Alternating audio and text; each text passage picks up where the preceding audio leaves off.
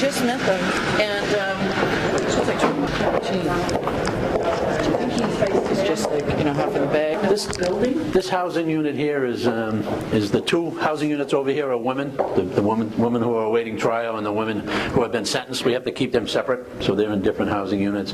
Pod F is the isolation unit. These are the guys that can't abide by the rules of the institution and have disciplinary issues, and after a hearing they're usually sent down here from anywhere from a day to 30 days where they spent in here. And this is a 23-hour lockup. They're in their cells for 23 hours. They get out for an hour for a shower and recreation, and if they're allowed to make a phone call home and stuff like that.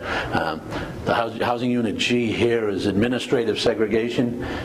When they get in a fight here or they break a rule, they wait in G until they have their hearing. And then when they come out of F, they wait in G again until they're reclassified and reassigned to a housing unit. We have staff that are trained in classifying inmates. What they do is when they get here, they look at their educational level, why they were sent here, their criminal record, substance abuse issues, alcohol issues, and they determine what type of programming they should be in and what housing unit they should start off at. Further down is H, and that's the protective custody unit. Basically, that unit houses folks that can't adjust inside the institution for several different reasons. Could be a police officer that isn't going to do well in general population. Could be someone because of their sexual orientation won't do well in general population. Or it could be someone who just is very meek or weak and won't do good in the population, so they're put in there just to kind of protect them a little level. What we're going to go in here is we call these this is a bubble, and there's officers assigned in here, and they have a view of both F and G pod because they're high security level in both of these places. We have an extra officer that kind of keeps an eye on everything. Okay. How old is this facility? 4 years, October of 2004, almost 5 years. Almost 5 years. Good, how are we going? Just got a little tour of county commissioners coming through. Hi, how are you folks? Yeah, these are the bad boys, and if you noticed on each door, you see those little ports. That's so that they're handcuffed, and if necessary, leg chains are put on them before they come out of the cell, and they're removed after they go back into the cell. They can see through their cells, they can see into this day room. This area here is called a day room, but they can't see into each other's cells, so they can't communicate using sign language, which is a common thing they learn in here. And they can't see in here? No, can't see in here at all. Now when they get their recreation, this is what we call an indoor-outdoor recreation yard. We're required by law to provide the inmates with so much sunlight and fresh air.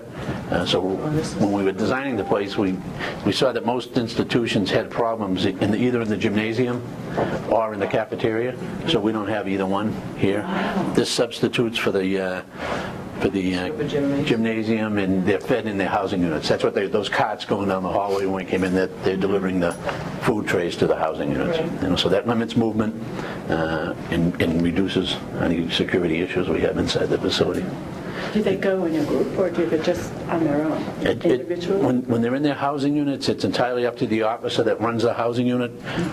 Not so much this one, it's pretty much controlled, and so is that one. But in a regular housing unit, the officer, there could be one officer, or there is one officer with 72 inmates, so he decides when they're in their cells, when they're out, what's on TV, if they can call home, if they can go in the recreation area. So for that reason, they're pretty good to him. They don't want to lose the few privileges they have, so they pretty much obey the rules and do the right thing. Are you in the same room for your whole sentence?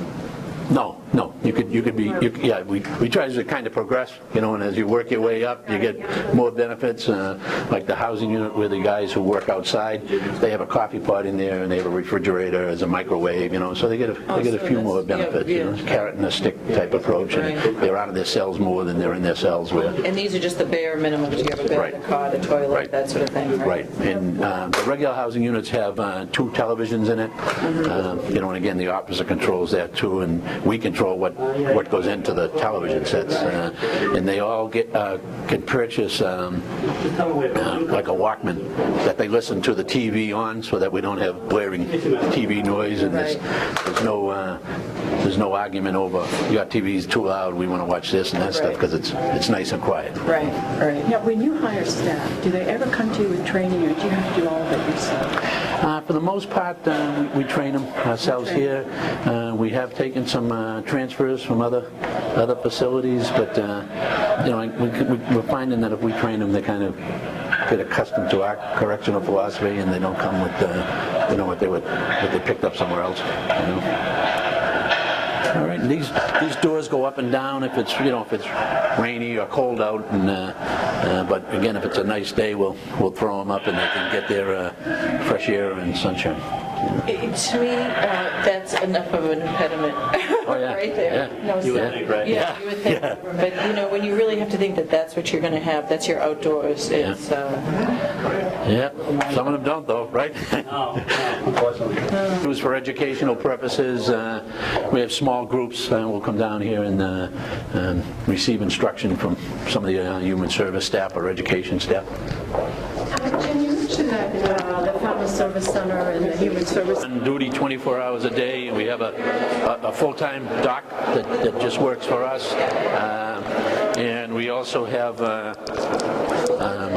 psychiatrists and sociologists and folks like that work here as well. We're just going to go right in here.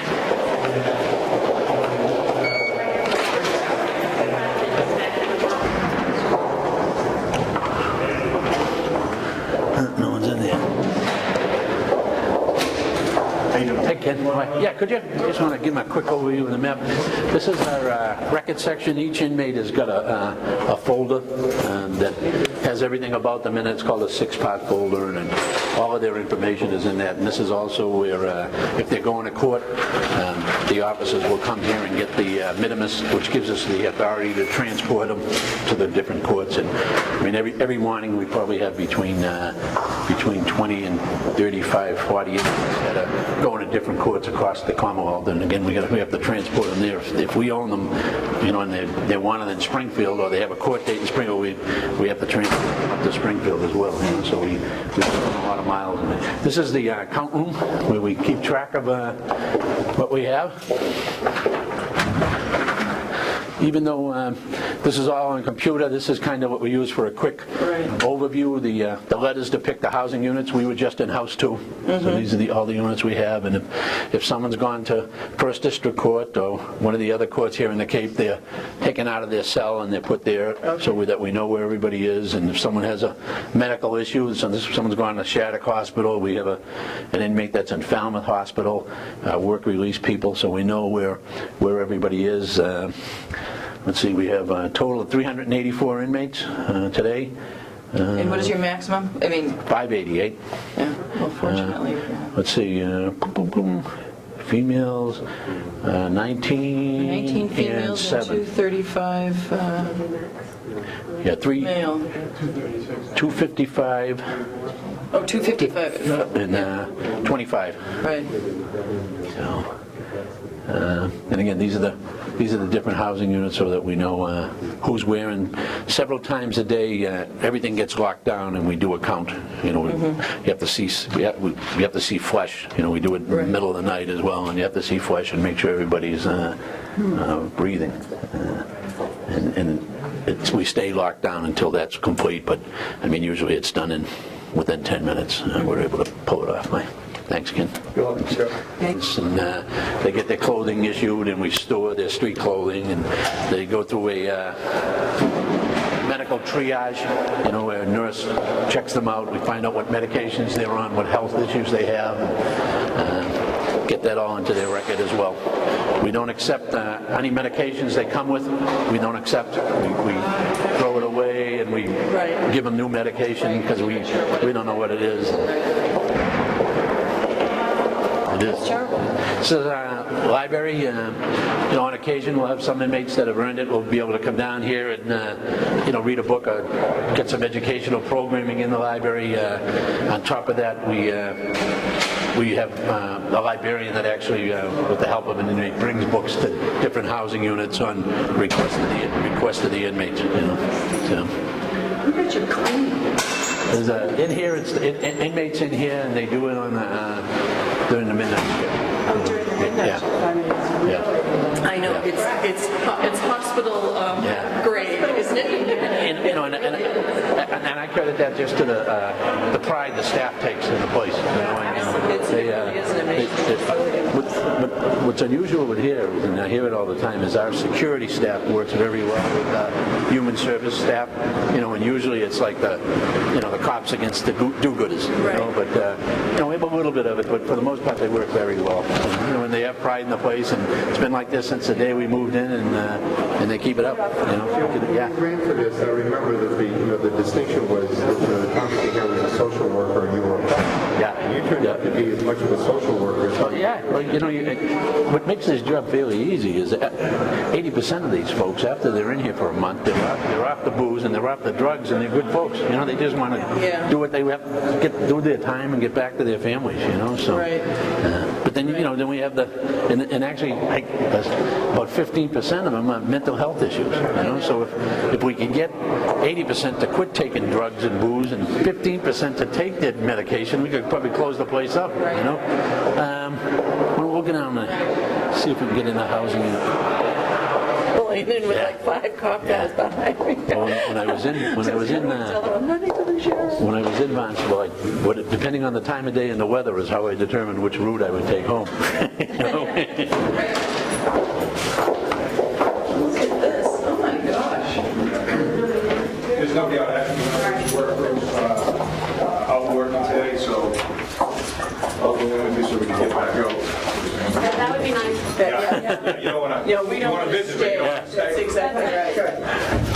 This is Lieutenant Carmeletti. He's actually in charge of this whole wing. All of these housing units down here, there's a lieutenant in charge, and each housing unit that kind of makes sure there's consistency, you know, with the officers that work in there. And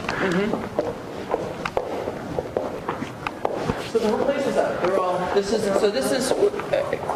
if you behaved and you're Is this going with the pre-release, rules and you're doing, these guys are actually out working in the community now. They're in the community service crews.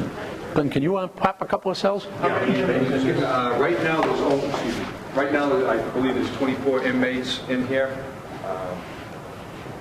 And capacity is 3672. This so is a you're working saying that quad. this is the Most of area the they time have these access guys to are this out. coffee, this Yep. microwave, there's a... Yeah, the refrigerator over there, and you know, they're out working. And Is there 1, 2, Yeah, 2. There's 2 to it. yeah, there's two bunks in each cell. Here they're probably single bunk because there's you know, there's enough room for them to do that. And again, they kind of earned that by having doing the right thing while they're here. And they usually keep them, you know, they're only allowed certain things. So many towels, so much clothing, and anything over that is considered contraband, and it's removed. We have 300 cells here. We probably do between 60 and 70 cell searches a night. You know, the shift just goes through and just checks the cells continually to make sure everything is right. It must be laundry day. They get their laundry back. So.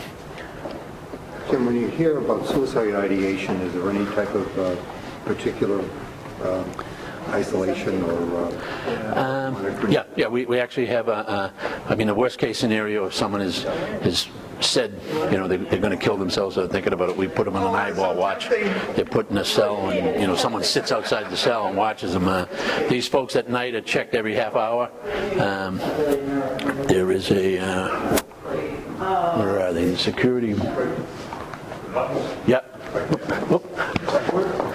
Right here, it's a Watchtower System, so when the officer goes around and makes his check, he has a little wand that he just puts here, and it logs it in the wand. So they know where he is. Yeah. Well, so that if something happens down the road, we know he did his checks. Yeah. And if When they come back from their community, their crew work today, do they get a separate kind of search or a more intense search? yeah, they are. Because then they know. Right. I mean, ideally, the pre-release people, the people who work on the outside, would be housed in a separate building. That way, they don't have the opportunity to sneak contraband back into the jail to everybody else. So since we don't have a separate building as of yet, they're strip searched before they come back in here to make sure they're not bringing in anything. You know? Right. But this is a Watchtower system. You know, at night in this unit, it's every 30 minutes they have to check the cells, and what they do is they just take this one and touch it here. It's recorded in here, and at the end of the shift, they bring it into central control, and they put it in a docking port, and it just records everything, so that if something comes up down the road, and again, some housing units, it's every 15 minutes, depending on the security level of those units. 300 cells, you're almost not having to double bunk very much, right? Well, again, it depends where you are. Like the jail, our jail population is real high right now, so most of the jail cells are double bunked. Okay. We have trouble getting enough people we can classify low enough to work outside the facility, and that's why this unit is classified so it's so empty. Here. Yeah. So if someone did file a grievance in there, how would that get handled? Do you have a special group that reviews them? Yeah, and then it can work its way up to me, and then actually it can go to the district court or something like that as well. And those are all things, anything that looks like it's an amenity or a good thing is because of some type of court decision or something like that. Like this jail. Yeah, exactly. It's usually with police lockups that come in from the PDs that, we can't by law strip search them unless we have good reason, and we have to either go to the sheriff or his designee to get permission to do that. That there, sometimes you might find something, but those individuals never enter the institution. They're kept down in the intake area until they go out to court. Now, in the housing units where there's inmates all day long, the officer at this station here controls everything inside the housing unit. He opens the doors, he controls the TVs, the telephones, the water, the lights.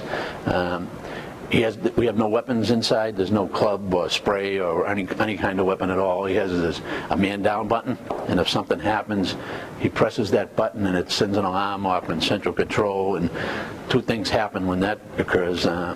The cavalry comes, the guys who are out in the hallway, that's why they're there.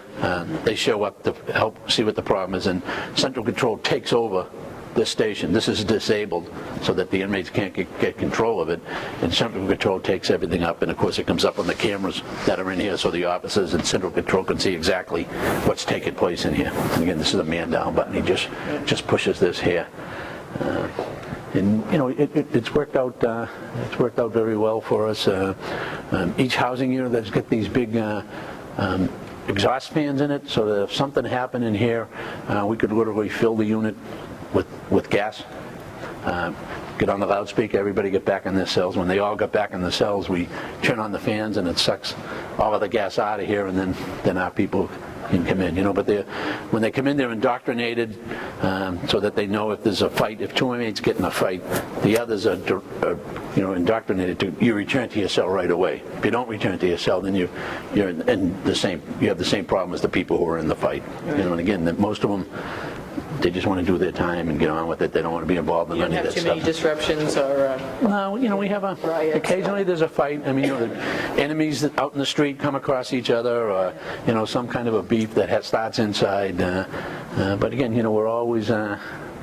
the guys that work in here are always vigilant, looking for that stuff. I call it community policing for bad guys. They're supposed to be in here walking around talking to the inmates and finding out about this stuff before it develops to that point. And if we can't resolve it in here, then we'll just move one to another housing unit. Where in the old jail, if we had a problem, we had to send them to another jail. We couldn't move them down the hallway. We had to move them over the bridge.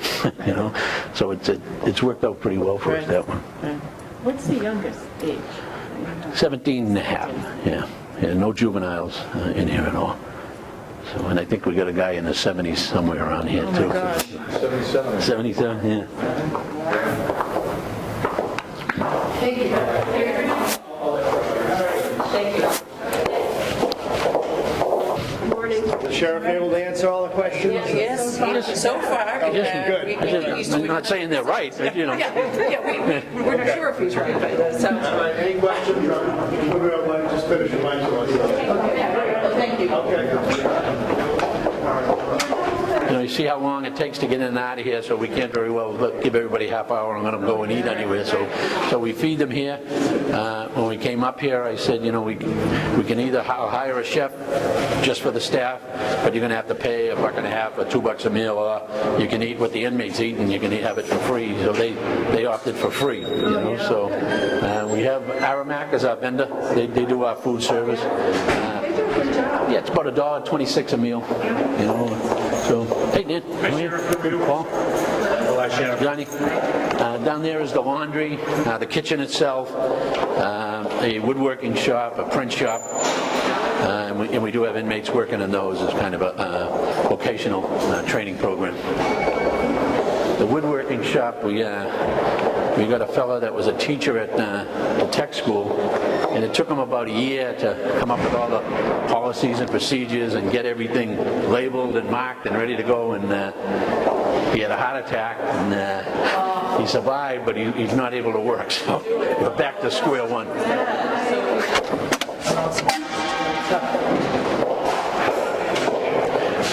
Can't let you take any pictures in here, okay? How we doing? Just got a quick tour. Hey, how we doing?